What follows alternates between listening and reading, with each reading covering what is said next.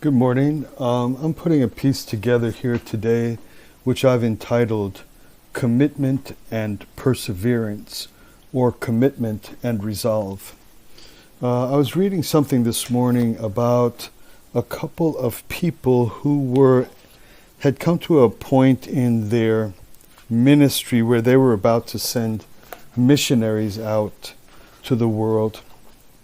And that's not especially the point of this podcast that is examining the notion of formal religious systems and matters such as missionary activity.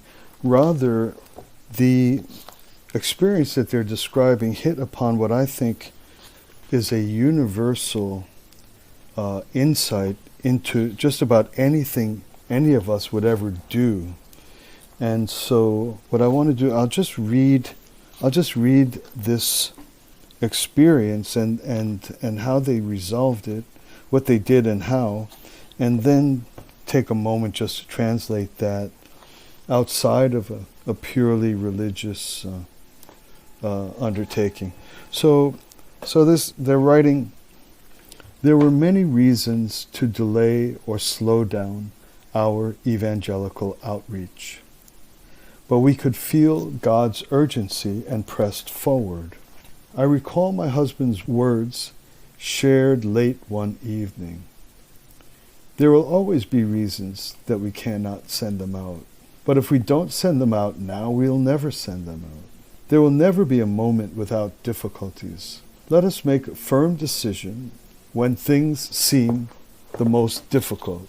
So I found this fantastic because any of us who are trying to do something significant, and this happens at every juncture in life, like you're trying to decide what's your major, or you're trying to decide which school to go to, or you're trying to decide whether or not to undertake the founding of a small business, open a restaurant in your neighborhood, or open a repair shop. There are things that they're genuinely frightening. You don't know if you'll have the resources, you don't know if things will go your way, if you'll get the help you need, if you'll be able to hire what you need.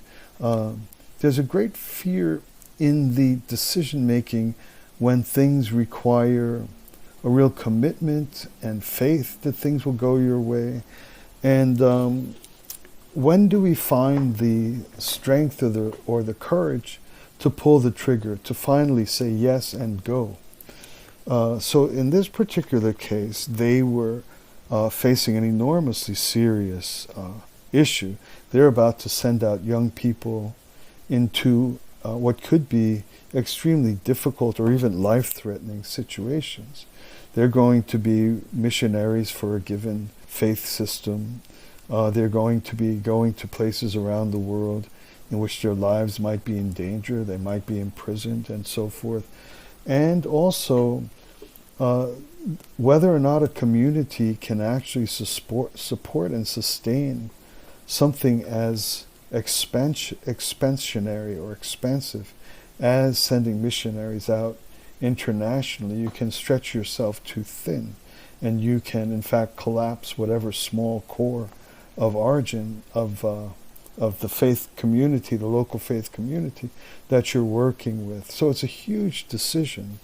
And when one is about to do something that entails great risk and great seriousness, we want conditions to be just right. And so the first thing that caught my attention in this kind of quiet husband and wife type moment, late at night, a kind of a pensive, I don't know, just think of it, laying on the bed looking up at the ceiling or sitting on the rail and looking out at the sky, and the utterance, there'll always be reasons why we can't send them. Or for our own lives or efforts or work, say the very same thing. There'll always be reasons why not to start now. Then he goes on to say, if we don't send them now, we'll never send them. And again, back into this kind of step-down translation. If you don't start now, you'll never start. If you don't put the down payment on the storefront, or if you don't write to the school and say yes, or whatever it is that is kind of your courageous project, you'll never find a perfect environment or circumstance. So the guy says, just do it. We'll never, just do it now. Do it now. But the final thing he says, so that's already great. I love that already. That's enough for me. There'll always be reasons you can't. If you don't do it now, you'll never do it. It's a great little package right there. But the third and final thing he says is the one that made me pause to offer this little set of thoughts. The last thing he says is, let's make a clear decision now when things seem to be the most difficult. I love that because if one is taking that leap of faith, taking that leap of courage, with great nervousness and great anxiety and just going headlong when things are difficult, actually this is the best time really to make the start, because it takes so much inner fortitude. It takes so great of a decision. It takes so much of a commitment when things look difficult than when things are all just ideal or perfect. And so you already own all the difficulties that are headed your way. You've already made the resolve in an environment of more, that's more fearful, that's more challenging, that's more difficult.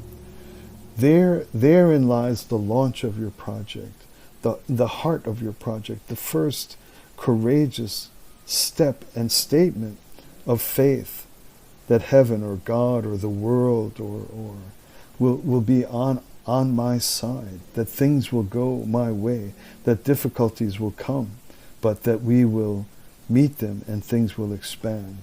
To me, this was just a simple 3 lines that speak so much to those moments in our lives when we're afraid, but we want to do that thing. It's part of our passion. Thanks a lot for listening. Talk to you again soon.